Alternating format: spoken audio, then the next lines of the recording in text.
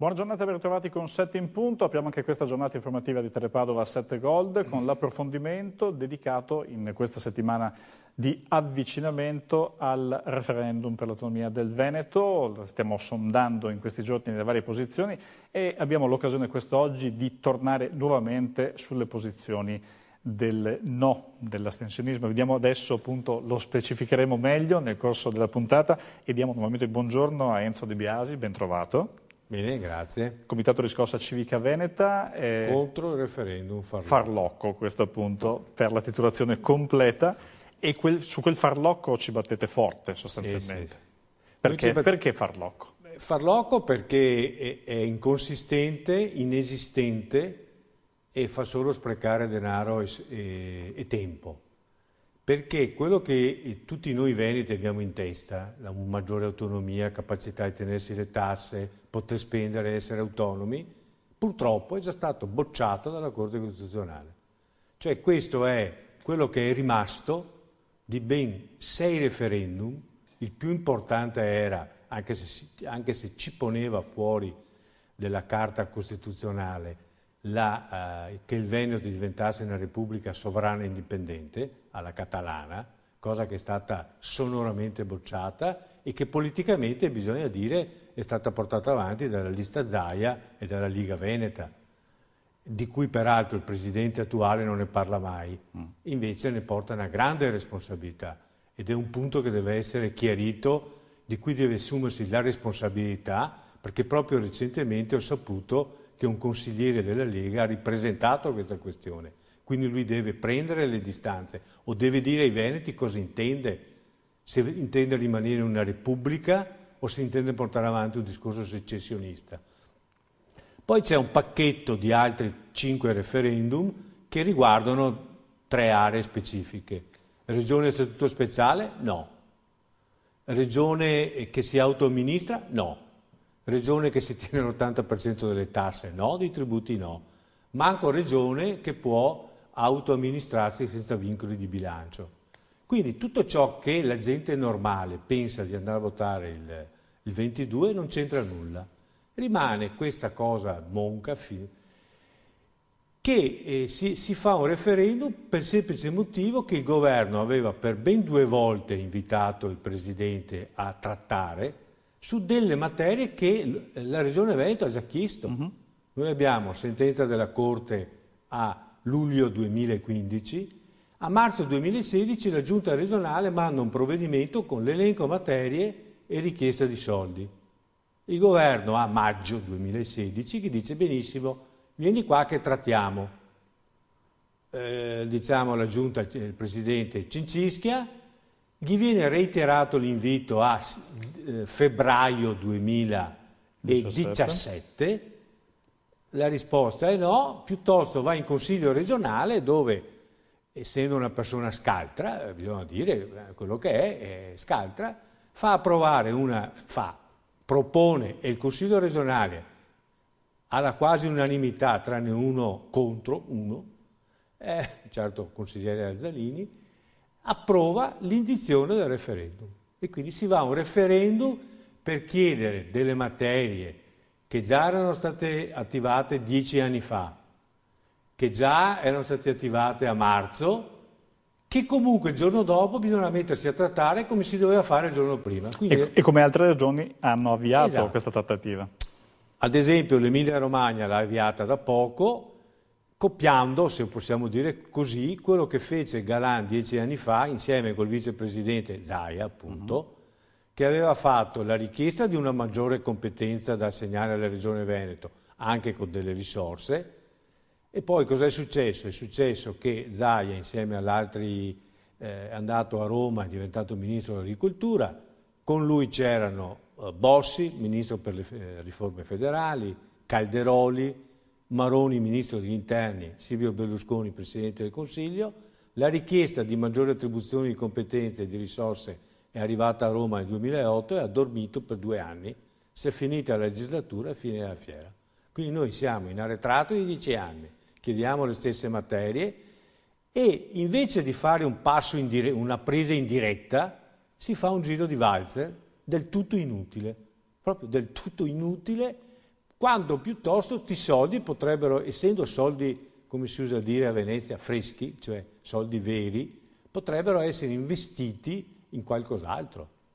Ecco, torneremo poi sul punto di come potevano essere investiti questi soldi. Facciamo noi invece non un giro di valzer ma un passo indietro, cercando di capire invece, e visto che tempo ce n'è, come è nato il vostro comitato. Innanzitutto mi diceva che la questione in regione in particolare lei la conosce bene, perché? Sì, io la conosco bene perché sono stato in regione dal 95 al 2000, anche se dirigevo un dipartimento del turismo, quindi per vicinanza perlomeno, insomma. Ecco. Sì.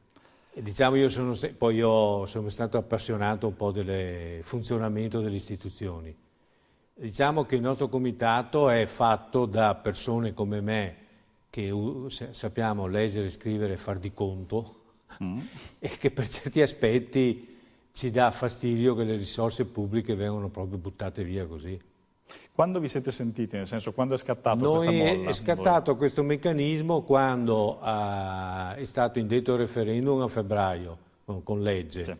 E una serie di amici che ci conosciamo da circa 40 anni, anche perché andavamo tutti a lavorare a Venezia, chi in regione, chi in comune, chi è libero professionista, eccetera.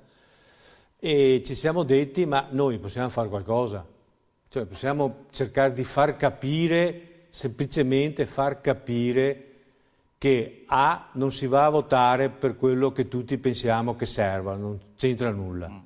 B, è meglio perlomeno fare, diciamo noi, fare anche una voce un po' critica su queste questioni, anche per cercare di sollevare il problema.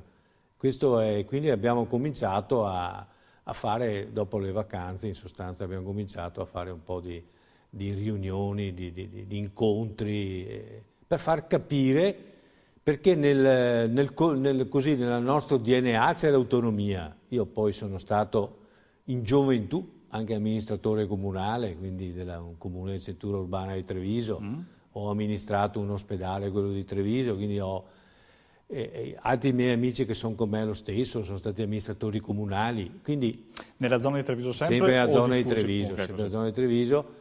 E quindi siamo un po' semplicemente scocciati che le cose vadano proprio così, vengano usate properi seri per questioni di altro genere, ecco, perché poi quello che si sente è che in realtà dell'argomento in sé interessa poco, interessano altre questioni, invece bisogna abituarsi a vedere le cose per quelle che sono. Allora, l'autonomia è una cosa seria, qui è come, e io faccio sempre questo paragone molto banale così tutti capiscono, è come se noi avessimo una piccola casa con un garage, dopodiché la famiglia si allarga e allora chiamo un architetto che mi presenta un progetto che mi raddoppia le stanze, mi dà un piano in più, mi fa il raddoppio del garage. Presentiamo il progetto in comune, facciamo finta che il comune sia la Corte Costituzionale, e la quale mi obietta che l'indice di fabbricabilità è sbagliato, che non posso raddoppiare, che devo mantenere la distanza dei confini e che il garage, invece di raddoppiarlo, mi dà mezzo in più, mi rintorna indietro il progetto, bocciato tutto, tranne dice se tu vieni a trattare sul garage te ne diamo mezzo in più. Questa è la situazione. E allora, tutte le eccezioni. Con esatto, questo è un po' quindi non ha proprio senso, tanto valeva ripartire dove il vicepresidente dell'epoca, attuale presidente, aveva lasciato. Si va in presa diretta, i passaggi sono 3, proposta della regione, sentiti gli enti locali, punto numero 2, trattativa col governo. All'epoca hanno perso un'occasione storica perché il governo che comandava a Roma del centrodestra era lo stesso che comandava a Venezia, quindi proprio una condizione irripetibile secondo me, o può essere che si ripeta, ma molto difficile che ci siano 4 ministri leghisti, chiusa parentesi. Si ripartiva da là e si sa benissimo poi che bisogna trovare alleanze. Allora, poiché noi restiamo regione a statuto ordinario, come tutte le altre 14, e io mi sono letto anche la propaganda leghista, c'è un punto vero che è dato dall'analisi degli economisti. Noi siamo una delle regioni economicamente più forti. Siamo una delle 5 regioni che contribuisce a mantenere in piedi il paese. Le altre 4 chi sono? Piemonte, Lombardia, Toscana ed Emilia. Allora io mi sono posto, perché non trovare un'alleanza con queste?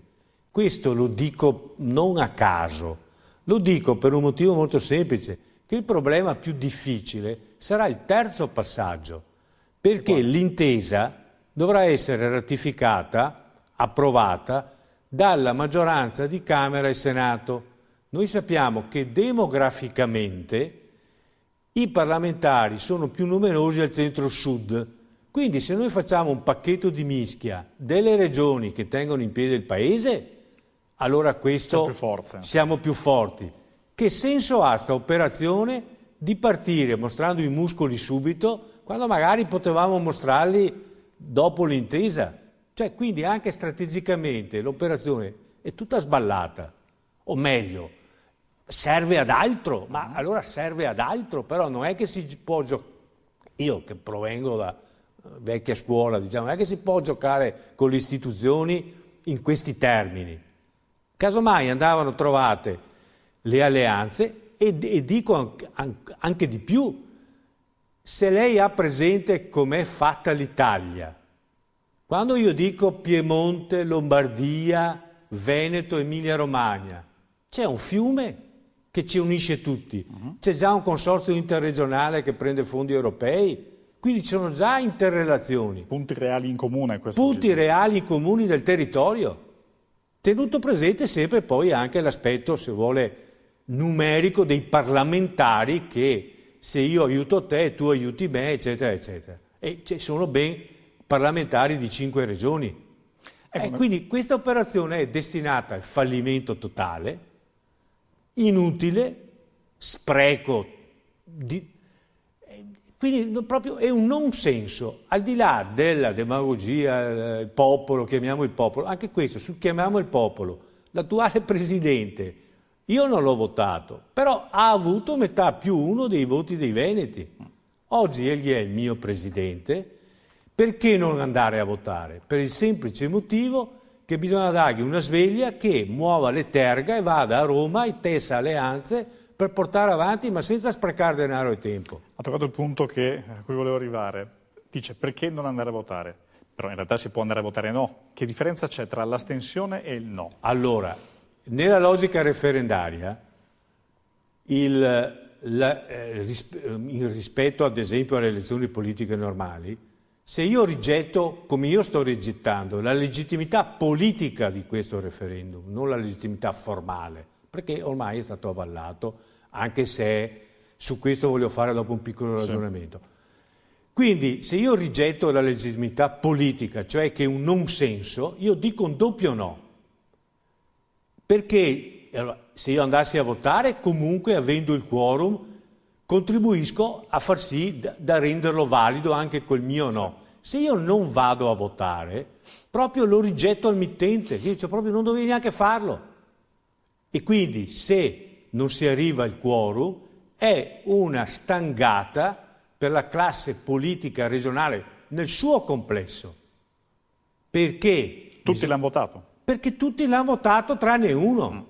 E qui innesco un altro ragionamento sempre di tipo di merito.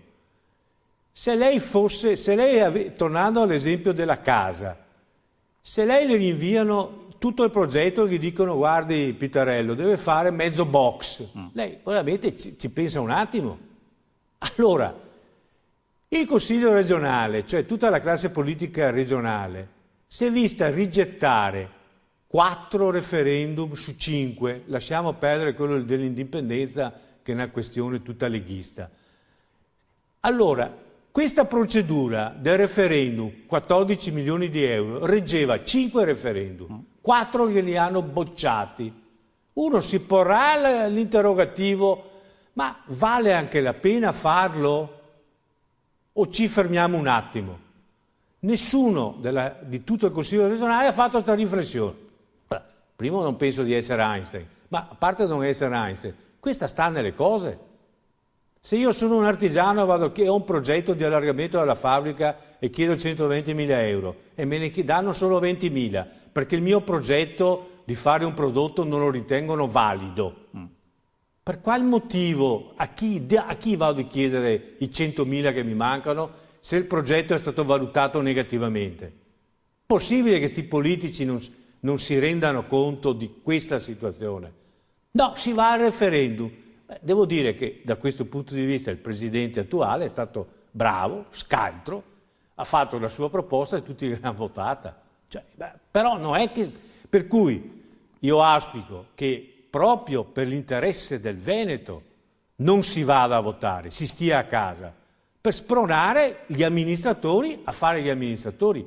Si dovesse andare sotto, l'intero Consiglio deve tirare le conclusioni e dimettersi, dal Presidente a tutti i consiglieri.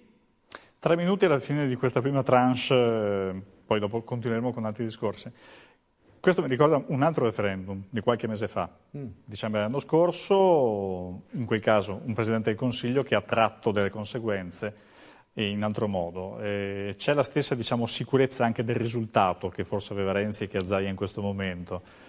Allora, lei come vede invece appunto questa diciamo questa che la posizione di Zaia la vedo un po' meglio, nel senso che è difficile smontare nell'immaginario collettivo che non si vada a votare per niente, come bisognerebbe che tu... Allora, la situazione è che siamo 4 comitati a 18 per il sì e 4 per il no, di cui poi all'interno dei 4 ce n'è uno che vuole andare a votare no, a tutti. Anche queste posizioni diverse. Che è una posizione un po' diversa, che anche questa è inutile. Poi c'è un player istituzionale che è esattamente il Presidente della Regione, il quale si comporta come si comportava Renzi, cioè la sera alla mattina dice bisogna andare a votare. Quindi è abbastanza ovvio, questa è una valutazione, la vedo ardua che si vada sotto quorum. Sì, onestamente la vedo ardua.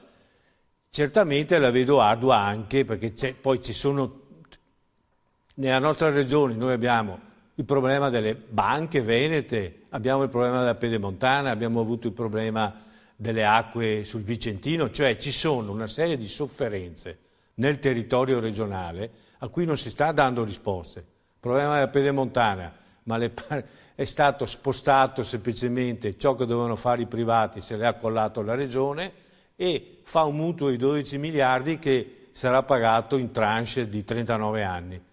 Cioè l'attuale Presidente probabilmente se ne andrà, gli faccio tanti auguri, che vada dove ritiene più utile sia, e per 39 anni noi avremo dal bilancio regionale una quota da tornare. Cioè ci sono tantissimi problemi aperti, nel sociale, nelle emergenze, e quindi c'è, come sempre nel referendum, si scaricheranno anche queste tensioni, però non saranno tali, secondo me, che dopodiché che si arrivi col 60, il 65, il 58, il 55, a Roma se ne fanno un baffo. In più, ci saremo giocati l'alleanza con gli altri. Per qual motivo le altre regioni dovrebbero darci una mano, anche quelle più a noi vicine? È proprio un assurdo. Noi dovevamo, il Veneto, io amo anche un po' la storia, il Veneto, la Repubblica Serenissima, ha vinto a Lepanto, ma il dopo è andata subito, ha fatto una trattativa con i turchi e gli ha dato il porto che volevano. Perché? Perché noi abbiamo un'anima anche mercantile di relazioni, cioè non è che facciamo le battaglie idealistiche per l'idealismo puro. Cioè, quindi in questo senso io proprio non capisco, cioè capisco ma non riesco a farmene una ragione razionale. Poi se si ragiona di pancia, vabbè, allora è un altro discorso. Capiremo tra poco e continueremo a capire con Enzo De Biasi del Comitato di Riscossa Civica Veneta contro il referendum farlocco, altrimenti mi bastona se non dico esattamente la cosa giusta, scherzi a parte. Cerchiamo di capire appunto perché non andare a votare, come chiede il Comitato, al referendum di domenica 22. A tra poco qui è 7 in punto.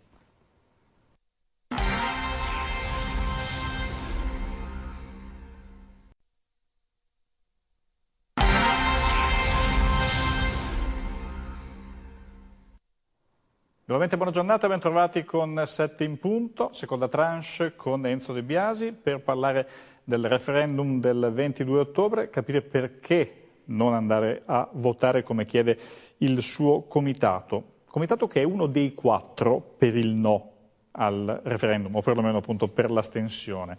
18 invece sono quelli favorevoli. Una sproporzione davvero forte che vi ha dato ancora più forza da un certo punto di vista? Dal punto di nella vista, vostra volontà, certo, diciamo, dal di punto di vista motivazionale, senz'altro. Il fatto che tutto il Consiglio regionale abbia votato a favore dell'indizione dell'unico referendum, che prima ne sorreggeva 5, anche se adesso ne sorregge 1, pone in primo anche un problema, se vuole, in termini amministrativi di congruenza di mezzi rispetto al risultato, sì. E su questo qualcheduno potrebbe anche in sede tecnica altra avere qualche cosa da ridire, ma lasciamo perdere questi aspetti qua.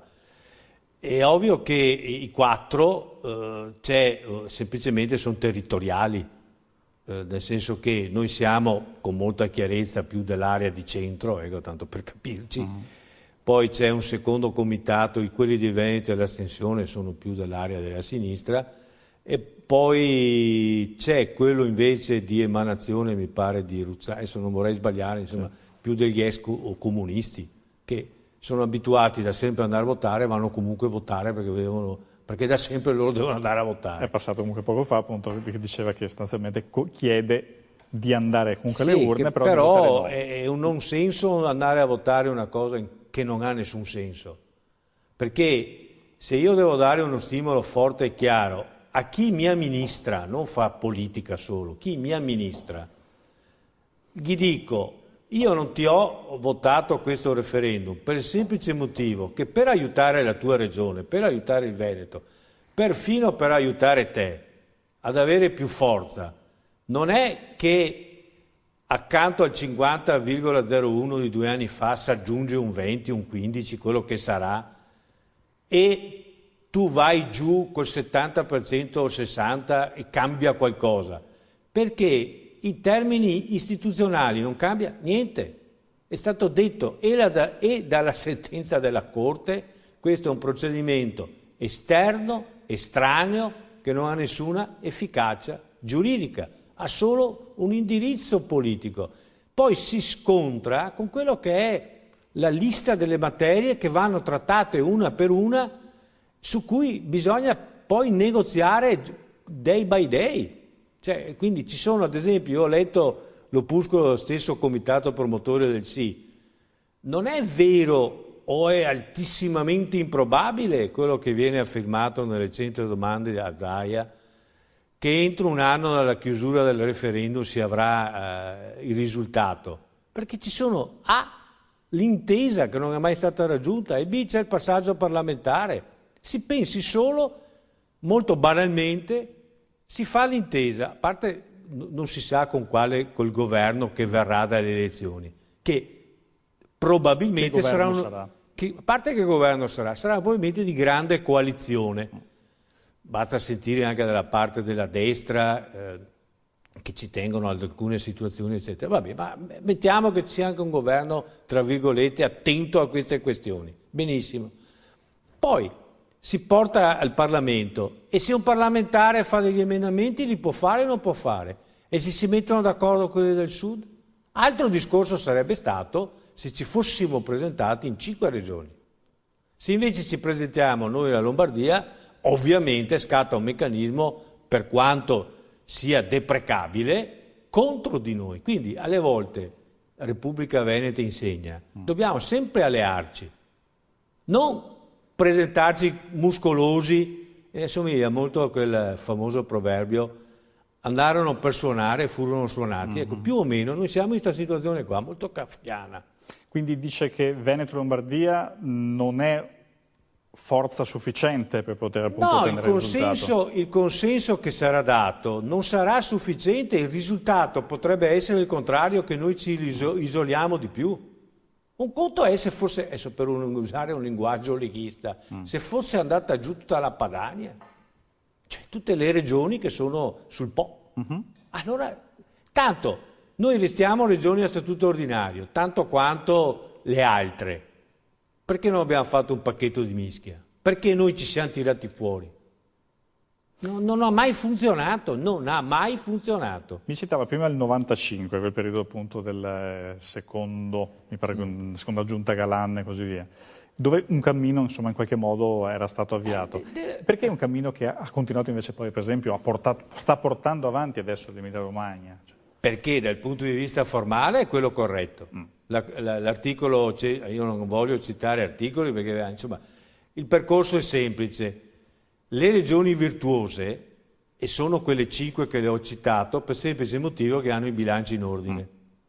Quindi queste regioni hanno la possibilità di chiedere allo Stato: dammi altre funzioni che io le amministro bene e mi dai anche le risorse. Ecco. Il percorso è questo: la regione fa una sua proposta, chiede delle materie in un menù, in un catalogo che è già indicato lì dal 2001, il famoso articolo 117, comma terzo e lettere LNS del comma 2, e dopodiché inizia la trattativa, su cui la trattativa è proprio di merito: che procedure all'interno dell'istruzione mi dai, della sanità, oltre quelle che già ho. Quindi è un completamento delle materie che già la Regione esercita, per essere più efficace verso il territorio e verso i cittadini. A fronte di queste materie, per le quali io ho i bilanci in ordine come regioni, ecco perché le regioni del sud sono escluse di fatto, e tanta prosopopea leghista, noi siamo al nord, andiamo bene, le regioni del sud sono già escluse, non possono mai, anche se formalmente possono chiedere. Però ovviamente eleggono i parlamentari, questo piccolo dettaglio, eleggono i parlamentari che dovranno anche loro approvare. Quindi che interesse è noi di già partire, diciamo, buttandogli un po' di sabbia negli occhi? Non avevamo nessun interesse di partire in questi stati qua, proprio nessuno, in una logica di valutazione prospettica. Se è una logica di tira su il consenso per fare altro, vabbè, per me va male, ma ecco. Quindi per quello io dico: vuoi aiutare la tua regione sul serio? Non andare a votare, solo così aiuti la regione a rimettersi nella carreggiata giusta. Perché, spieghiamolo chiaramente, nei 2 minuti che mancano a questa fine di tranche, lei è per l'autonomia? Madonna, se sono per l'autonomia.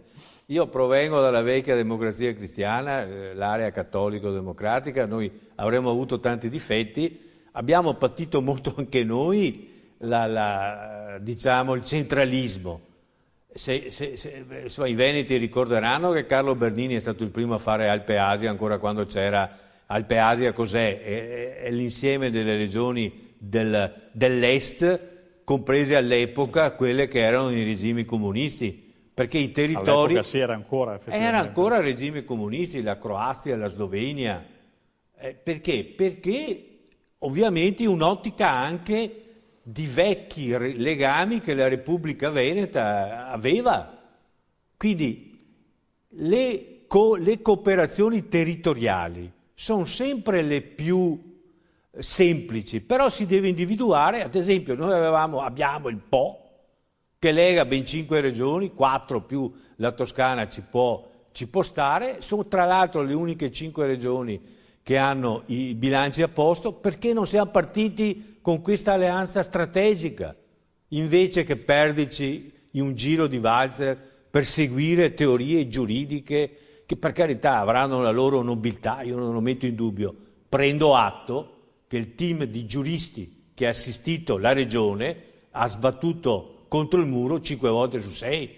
Questo è un dato di fatto, al di là della qualità, bontà, preparazione dei vari giuristi. Così come prendo atto, essendo io di provenienza amministrativa di antico ceppo, che così come il governo si fa assistere avanti la Corte dall'Avvocatura Generale dello Stato, la Regione ha la sua avvocatura regionale già pagata con i soldi del bilancio. Non c'è motivo per ricorrere a consulenti esterni. Giustamente l'altro giorno il Gazzettino ha fatto notare che 535.000 euro sono stati spesi negli ultimi tempi per le consulenze giuridiche date all'esterno, avendo noi in Regione 14 avvocati.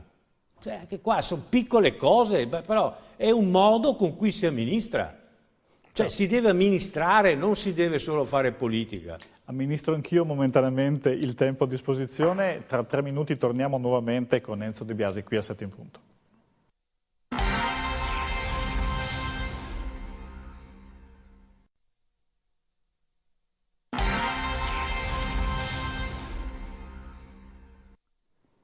Nuovamente ben ritrovati. Effettivamente però tra Veneto e Lombardia ci sono differenze nel tipo di referendum. Quali sono? Sono sostanzialmente nel quesito, che mentre il nostro è del tutto generico, e io l'ho definito il quesito della serie vuoi bene alla mamma, è ovviamente talmente emotivo, emozionale, evocativo, quello della Lombardia, che non ha fatto il pacchetto, ha fatto semplicemente un richiamo puntuale e al quadro dell'unità nazionale, intanto cosa che il Veneto si dà per scontato, ma in realtà avendo votato anche i leghisti e la lista Zaia, quello sull'indipendenza e la sovranità, erano fuori di questo quadro, e c'è sempre questa ambiguità di fondo. Ecco. E poi il richiamo alla procedura dell'articolo 116,3. Difatti la sentenza della... Lì è preciso. E lì è preciso, da noi no. Difatti la Corte Costituzionale, pur ammettendo il famoso quinto, quello che chi vorrà, e io spero di no, insomma va a meno gente possibile a votare, ha detto che ha dato un suggerimento, visto che manca l'elenco, in genere il quesito referendario deve essere predeterminato, così dicono i giuristi, la dottrina e compagnia cantando. Il nostro è molto generico. Allora la Corte ha richiamato la Regione e ha detto, ha suggerito, aperta parentesi, suggerimento non colto, perché se voi andate nel sito istituzionale della Regione non trovate il richiamo alle lettere LNS e comma 3 dell'articolo 117, che è l'elenco delle materie. Dice la Corte, vero è che manca un elenco su cosa viene chiamato il corpo elettorale ad esprimersi. Lo ammette, ma suggerimento non colto. Così come non è colto una lettera che io ho scritto 20 giorni fa al Presidente, con la quale ho chiesto che il sito istituzionale, che non è di proprietà del Presidente, ma è di tutti, l'istituzione è la casa di tutti, allora va integrato con la legge 16, che è quella dell'indipendenza e sovranità, che è stato bocciato il quesito, ma la legge è vigente. Va integrato con la sentenza, perché chi vuole va a leggersela, tant'è che la sentenza della Corte ha riunito le 2 leggi e i 6 quesiti. E va integrato con la corrispondenza tra non Toni e Beppi, ma tra la Regione e il Governo. Questi 3 elementi mancano, poi ogni cittadino, se ha voglia, va a leggersi, si fa un'idea chiara, non occultare le informazioni. Non si fa amministrazione negando la trasparenza. Dopo vincerà lo stesso sì, però le cose vanno fatte in termini corretti. Qui siamo anche di fronte a un sito istituzionale pagato da tutti, senza alcune informazioni basilari. Lei non ha scritto solo a Zaia? No, io ho scritto anche all'unica forza nuova che è venuta fuori in questo periodo, che sono i 5 Stelle. Io ho scritto al risposte? Ho avuto, prima dico il contenuto. Certo. Il contenuto è stato quello di dire revochiamo il referendum e destiniamo i soldi a un provvedimento che la Giunta positivamente ha assunto, che è l'assistenza odontoiatrica preventiva per i bambini 0-14, per gli anziani, protesi dentarie 64 in su, e per tutte le categorie bisognose, che andrà in onda il prossimo anno. Io ho detto revochiamo il referendum, destiniamo questi 14 milioni e partiamo da subito. Il capogruppo mi ha risposto, mi ha scritto, vedrò di chiamarla, ecco, penso che non mi chiamerà mai, ma per dirle su questo tema, ad esempio, potrebbe esserci, noi abbiamo il problema dei giovani che studiano, che vanno all'estero e che fanno stage. Allora, anche qua un'altra, noi dobbiamo puntare al futuro, implementare già lo Stato dà un X, la Regione dà qualcosa, si spendono sti soldi per maggiorare le borse di studio dei nostri giovani veneti che vanno a passare dei momenti di formazione all'estero. Cioè si punta al futuro. Cioè questi sono soldi buttati lì, una tantum, mentre invece o li investi in sanità in termini preventivi o li investi sui giovani. Oppure, ecco, io sono poi per arrivare che insomma non è che si possono fare certe cose, ma una o due dei segnali invece di proprio buttarli là così. Ecco, questo... Quindi dice non andate a votare anche per protestare per questi 14 milioni spesi. Sì, anche perché questi 14 milioni sono spesi malissimo e non regge la controreplica, dobbiamo spenderli perché il governo non ci ha dato una mano. Ma il governo, con una sentenza della Corte che dice sostanzialmente questa procedura non è illegale, però è esterna, estranea, inefficace, della serie, tradotto, voi fatela e pagatela. Questo è. Quindi lo stesso governo non può intervenire, cioè, interviene su cosa? Su una procedura che non è sua, che la Corte gli dice che può farsela il Veneto, se la faccia il Veneto. Cioè, a me. Cioè, quindi in questo senso, e questo è un ragionamento che vale per tante cose. Quindi era meglio quello che aveva fatto Galan, che almeno era partito con la procedura corretta, e che i romagnoli hanno copiato 10 anni dopo. Io non capisco perché il vicepresidente dell'epoca, attuale presidente, non aveva preso la stessa strada che era stata presa 10 anni prima. Cioè, questo mi è incomprensibile. E che ben conosceva, quindi, e secondo che ben la vostra conosceva, posizione. perché bisogna anche dire questo, che quando era vicepresidente di Galan, la prima delibera fu portata dal già presidente Galan, la seconda venne integrata dallo stesso vicepresidente Zaia, il quale chiamò un suo consulente di fiducia, certo professor Lucio Pegoraro, dell'Università di Bologna, perché sveltisse la pratica, la istruisse meglio. Quindi l'attuale presidente è dal 2006 che conosce fratti, anfratti, misfatti, possibilità. Quindi i ragionamenti è di ordine squisitamente partitico-politico, che poco hanno a che fare con l'istituzione regione, cioè, a mio avviso, niente. Per questo dico ai veneti, dobbiamo riportare la regione in carreggiata, e chi amministra lasci un momento il veste da politico e faccia l'amministratore e gli interessi della regione e il bene della comunità, non gli interessi di una parte. 2 minuti prima di un'altra pausa, per capire, in tanti giorni di confronti che avete avuto, tante settimane di confronti, cosa è saltato all'occhio, soprattutto secondo lei, nel fatto appunto dei vostri punti di vista? In cosa è riuscito probabilmente a mettere, un po' di dubbio anche agli altri? Su questi aspetti qua, cioè, io ho potuto accertare una non conoscenza della questione. È fuor di dubbio che il termine autonomia evoca in noi veneti una voglia arretrata, anche perché noi scontiamo la vicinanza col Friuli e Trentino Alto Adige. Io stesso, quando ero capo del turismo, di fronte agli albergatori bellunesi che venivano a dirmi di là pagano gli danno il quinto del gasolio per i nostri alberghi, noi non abbiamo niente, che risposta si dà? Allora, anche qua, per essere precisi, è vero, questo è un problema verissimo, però con molta onestà bisogna dire che di questo devono farsene carico i partiti a livello nazionale, il Parlamento. Io l'ho anche scritto nel documento, dopo 70 anni di regioni a statuto speciale, è ora di rivedere completamente l'impianto. Completamente.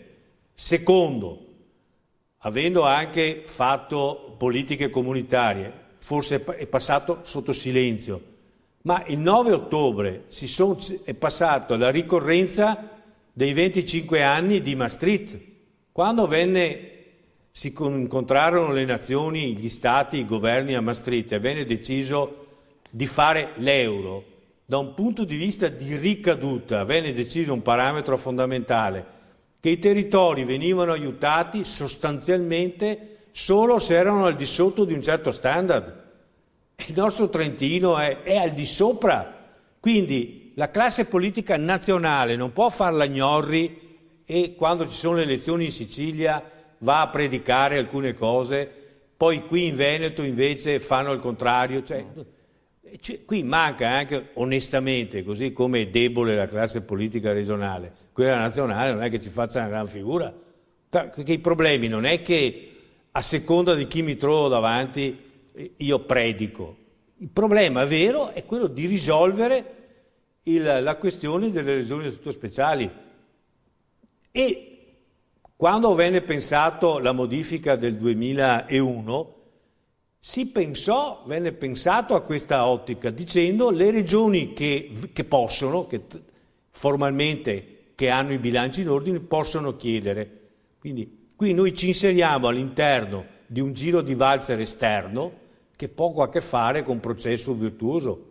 Ecco, questo, però il problema è vero, non è che quindi gran parte delle diciamo una parte dell'elettorato si sfogherà ad andare a votare sì, pensando che diventeremo, o io ho sentito molte volte, spesso, questo è una tappa. Ecco, io rispondevo, non essendo un politico, dicevo, non è una tappa, qua è l'inizio e anche la fine, perché la Corte Costituzionale tutte le tappe le ha già bruciate, anzi, dopo in alcuni casi ho perfino detto, il presidente attuale come leader politico passerà alla storia di colui il quale ha portato il patrimonio ideologico del suo partito al massacro.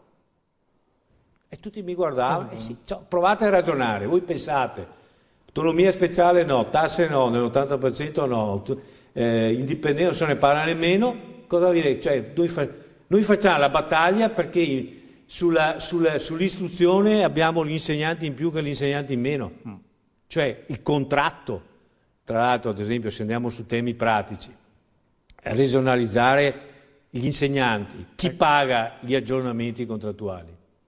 Anche qui è tutto da vedere. È tutto da vedere. A tra poco per l'ultima parte, gli ultimi ragionamenti sul perché non andare a votare, come dice Enzo De Biasi, che è il Comitato Riscossa Civica Veneta. A tra poco.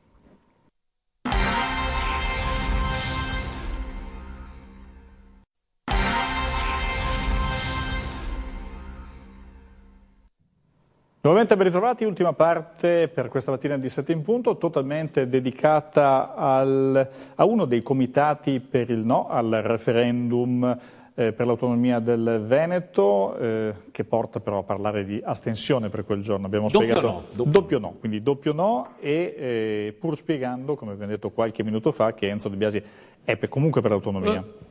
E quindi assolutamente da questo punto di vista c'è. E tra le varie cose, facciamo un po' anche, tiriamo le fila di quanto abbiamo detto fino adesso. C'era un punto che avevamo lanciato tempo fa ed è legato alla legittimità politica, mi accennava appunto di questo referendum. Sì, formalmente ovviamente è stato approvato, non c'è dubbio. Qual è la legittimità politica che noi ci siamo posti? Primo, che il Consiglio regionale doveva ragionare che bocciati 4, cioè bocciati i contenuti veri che la gente pensa, per qual motivo si fa il quinto. Perché c'è un discorso poi di amministrazione. Se io non ho più i soldi per comprarmi una Ferrari e devo andare via in Panda, spendo la stessa cifra?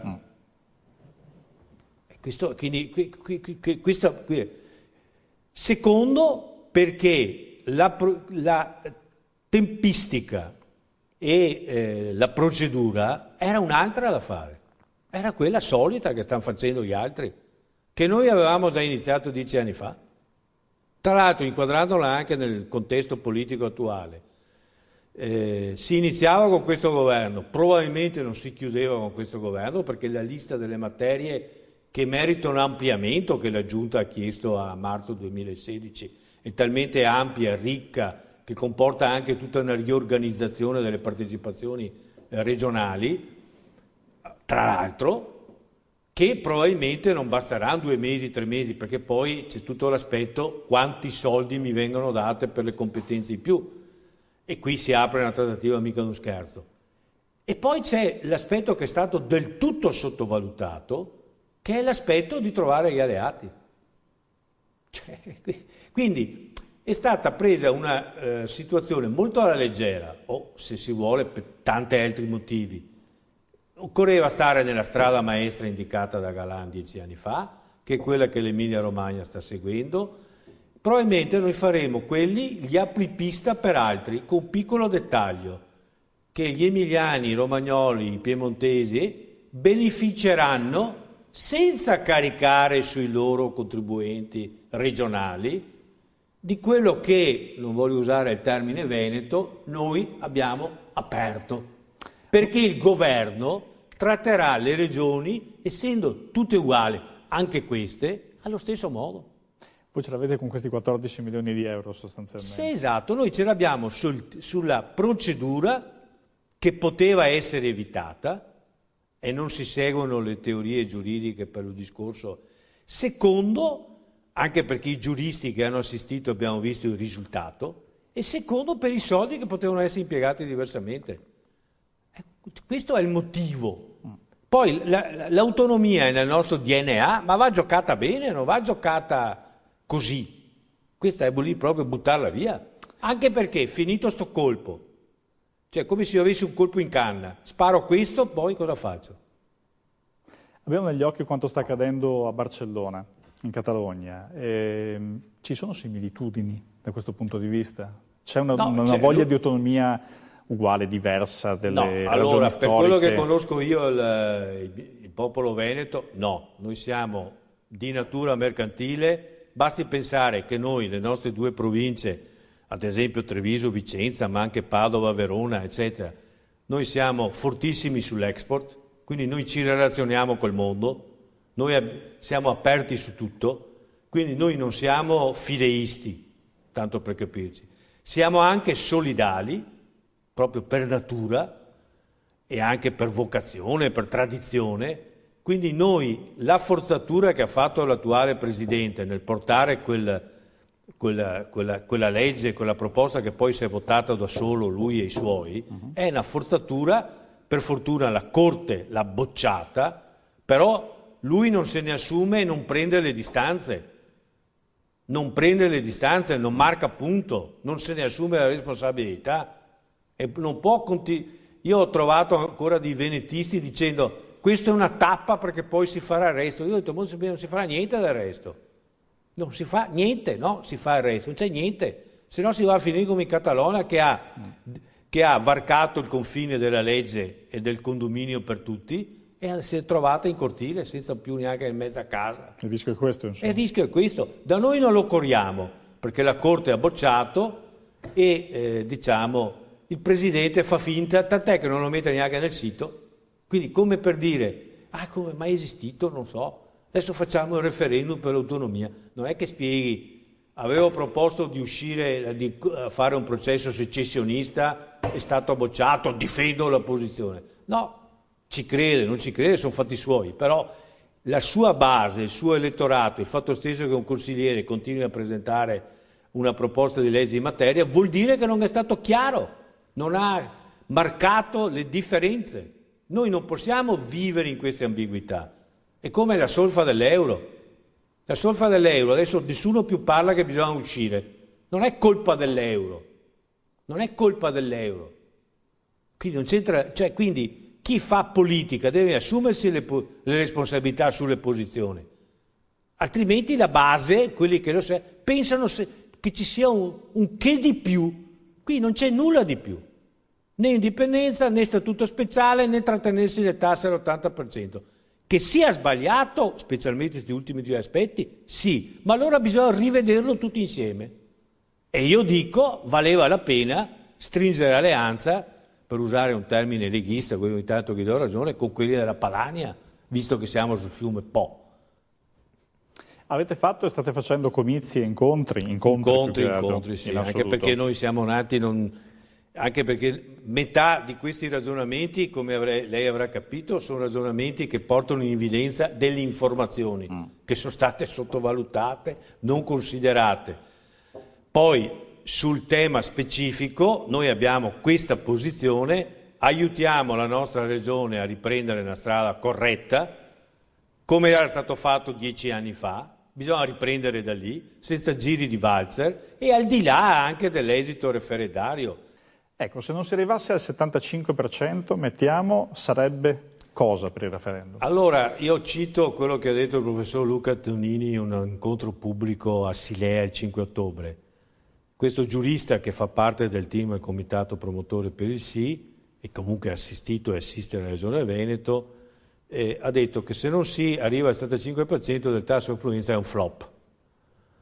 Io da quello così, non perché io faccia il sondaggista, ritengo che sarà abbastanza difficile che si arrivi a questo, per tutta una serie di motivi, alcuni dovuti alle emergenze sociali, ma anche perché sempre di più ho la sensazione che tanti si pongano almeno il dubbio se questa era la strada giusta o se invece la strada giusta era quella che già era stata inizialmente collaudata.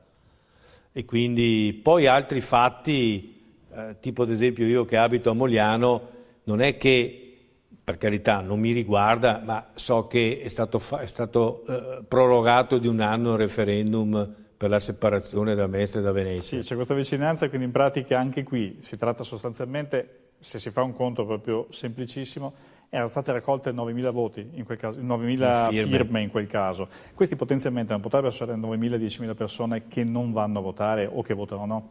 Potrebbero essere, perché qua non si capisce la ratio, perché da un lato quando il governo non accorpa è criticato, anche giustamente, non c'è un motivo per non dirlo.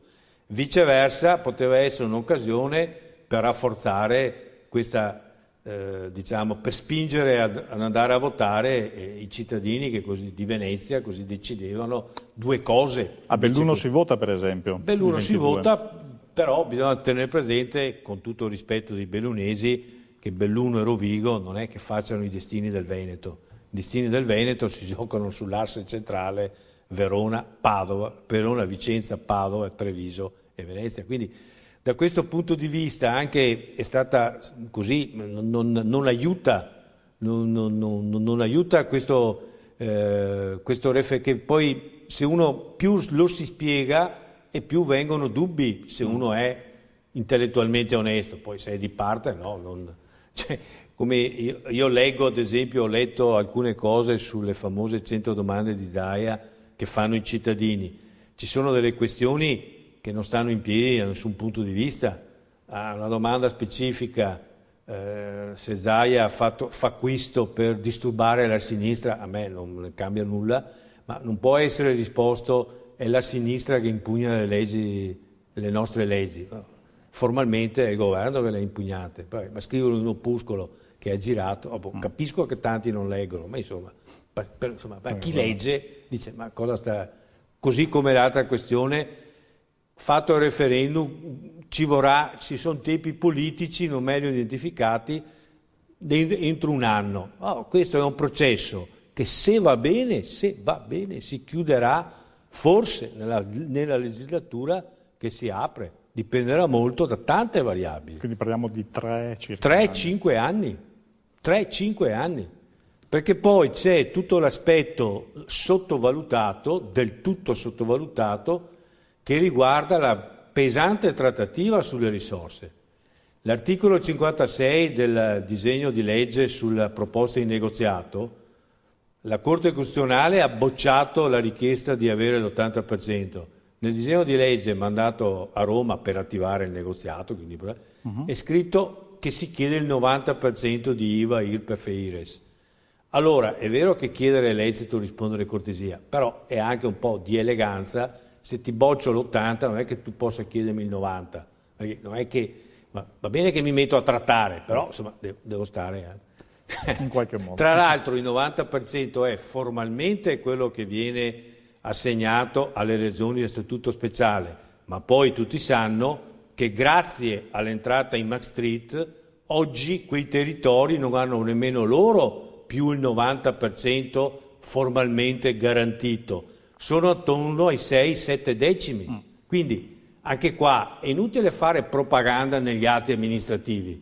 Io che vengo, sono tutte, sono tutte, non dico sottigliezze, ma poi è un modo di porgersi, un modo di presentarsi in termini corretti. Cioè è inutile chiedere, e anche in tutto il volantino c'è un richiamo sempre costante: se noi fossimo come, potremmo essere come Trento e Bolzano. Trento e Bolzano hanno sì e no la nostra provincia di Belluno più Rovigo, non c'è paragone. È frutto di una situazione storica.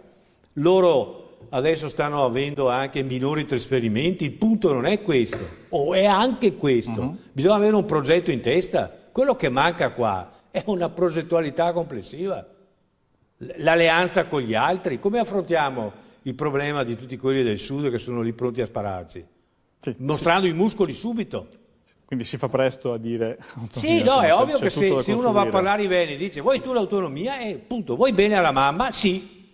No, ma guarda che forse avrebbe bisogno... No, ma intanto io gli voglio bene, dopo vedremo. Più o meno, quindi noi facciamo un appello più che al cuore, alla pancia, cercare di ragionare un attimo con anche queste informazioni. E per questo motivo per voi non è il caso quindi di andare a votare? Proprio per portare la Regione e chi la amministra nella retta via, ma anche per lo stesso Presidente, non può essere che nel 2008 si scappi dalla trattativa con il governo di tutti i ministri leghisti.